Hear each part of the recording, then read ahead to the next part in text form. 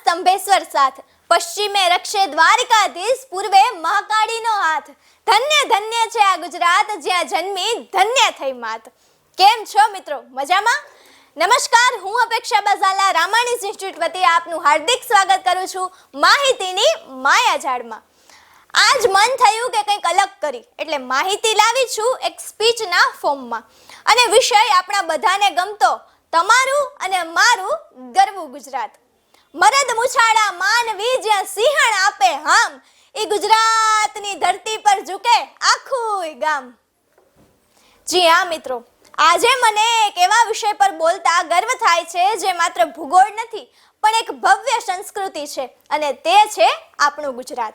કહેવાય છે ને કે જ્યાં જ્યાં વસે એક ગુજરાતી ત્યાં ત્યાં સદાકાળ ગુજરાત. અર્દેશર ખબરદારની આ પંક્તિ આજે વિશ્વના ખૂણે ખૂણે ગુંજી રહી છે.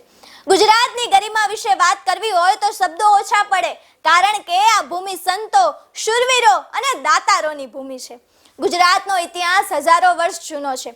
લોથલ અને ધોળાવીરા જેવી સિંધુ ખીણની સભ્યતાના અવશેષો સાક્ષી પૂરે છે કે આપણી વ્યવસ્થાપન શક્તિ કેટલી પ્રાચીન છે. આપણી ગરિમા આપણા સ્થાપત્યોમાં છે, પછી તે મોઢેરાનું સૂર્ય મંદિર હોય, પાટણની રાણી કી વાવ હોય કે સોમનાથનું ભવ્ય શિખર હોય. આ ધરતી એ દુનિયાને અહિંસાનો પાઠ ભણાવનાર મહાત્મા ગાંધી અને અખંડ ભારતના શિલ્પી સરદાર વલ્લભભાઈ પટેલ આપ્યા છે. આજે પણ ભારતના નેતૃત્વમાં ગુજરાતીઓનો દબદબો છે, જે આપણી રાજકીય અને સામાજિક સૂઝબૂઝનું પ્રતીક છે. ગુજરાતી એટલે વેપાર અને સાહસ, જેનું કાઠું ખડતલ અને જેની બુદ્ધિ તેજ, એ જ ગુજરાતી.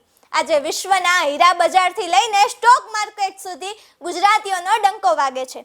શૂન્યમાંથી સર્જન કરવાની કળા ગુજરાતીના લોહીમાં વણાયેલી છે. વૈષ્ણવજન તો તેને રે કહીએ જે, પીડ પરાઈ જાણે રે. આ ભજન દ્વારા ગુજરાતે આખી દુનિયાને માનવતાનો પાઠ ભણાવ્યો છે. ગુજરાતની ગરિમા એના મંદિરોની આરતીમાં અને સંતોની વાણીમાં છે. નરસિંહ મહેતાના પદ હોય કે મીરાબાઈની ભક્તિ, દ્વારકાધીશની ધજા હોય કે પાવાગઢની શક્તિ, આ બધું જ આપણી આધ્યાત્મિકતાની વિરાસત છે. નરસિંહ મહેતાના પ્રભાતિયાથી લઈને નર્મદની જય જય ગરવી ગુજરાત સુધીનું આપણું સાહિત્ય ખૂબ જ સમૃદ્ધ છે. અને જ્યારે વાત આવે ગરબાની, ત્યારે આખું વિશ્વ ગુજરાતના તાલે ઝૂમે છે. યુનેસ્કો દ્વારા અમૂર્ત સાંસ્કૃતિક વારસા તરીકે ગરબાને મળેલી માન્યતા એ આપણી સૌથી મોટી ગરિમા છે, બરોબર ને? આ ધરતી સંતોની અને શૂરવીરોની પણ છે. જ્યારે સોમનાથ પર આફત આવી ત્યારે હમીરજી ગોહિલ જેવા અનેક વીરોએ પોતાના મસ્તક હોમી દીધા હતા. એક બાજુ કચ્છનું સફેદ રણ છે જે કહે છે કે કચ્છ નહીં દેખા તો કચ્છ નહીં દેખા. બીજી બાજુ ગીરમાં સાવજની ગર્જના છે. ગિરનારના ગઢ જેવી આપણી મક્કમતા છે અને નર્મદા નદી જેવી આપણી જીવાદોરી છે. ગુજરાત આજે ભારતના ગ્રોથ એન્જિન તરીકે ઓળખાય છે.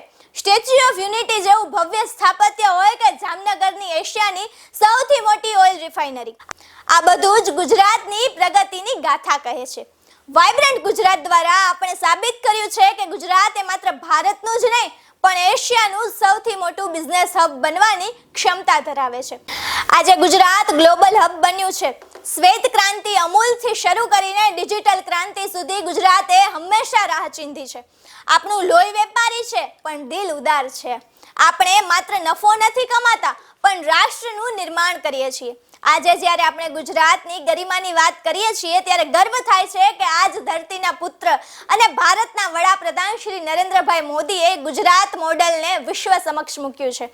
તેમના નેતૃત્વમાં ગુજરાતે ટેકનોલોજી, રમતગમત અને આંતરરાષ્ટ્રીય સંબંધોમાં જે ઊંચાઈ પ્રાપ્ત કરી છે તે આપણી ગરિમાને ચાર ચાંદ લગાવે છે.